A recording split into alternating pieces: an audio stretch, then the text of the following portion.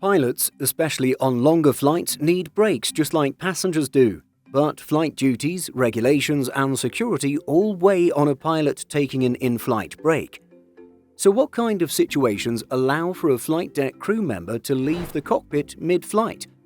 Let's examine some generalities on what is permitted while not getting into airline-specific procedures. Despite the needed regulation around the security of the flight deck, pilots are permitted to leave the flight deck in flight for certain reasons. Broadly and generally, the reasons a pilot may leave the flight deck in flight can be grouped into two categories. First, physiological breaks, such as for the restroom, to stretch, or required rest on longer routes. And second, operational breaks, handling a passenger, something to do with the aircraft or crew issue that requires the pilot to leave the flight deck. Physiological is the most common, while the latter happens only when necessary and other means of handling the issue are exhausted.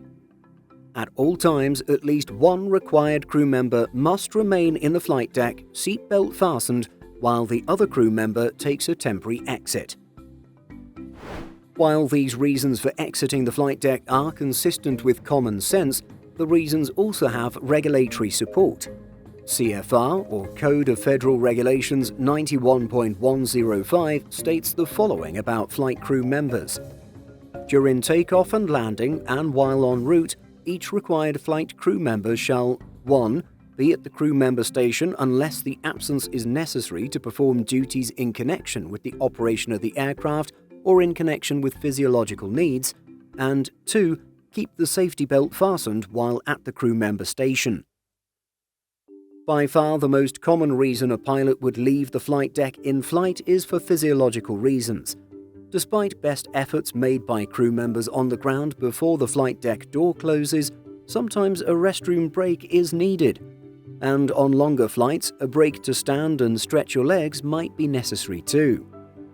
These breaks are rare on flights of 2 hours or less, but as the length of flight increases, there's a greater likelihood that a physiological need will arise en route. These breaks will almost certainly be reserved for the cruise portion of the flight when the workload is at its lowest, far removed from the task-heavy phases of the flight. On rare occasions, an operational need might surface, requiring a flight deck member to exit the cockpit in flight. The most common reasons, though rare, would be an aircraft problem, requiring a pilot to inspect a flight control or other system visually, or to handle a passenger issue, such as an unruly passenger or passenger in distress. However, in most cases involving a passenger, it'll be far safer for the cabin crew to address the matter while the flight crew focuses their attention and diverts the aircraft to a safe alternate destination. Did you know about the regulations around pilots leaving the cockpit? Let us know by leaving a comment. In addition to our daily YouTube videos, Simple Flying publishes over 150 articles every week. If you're looking for the latest aviation news and insights, visit simpleflying.com.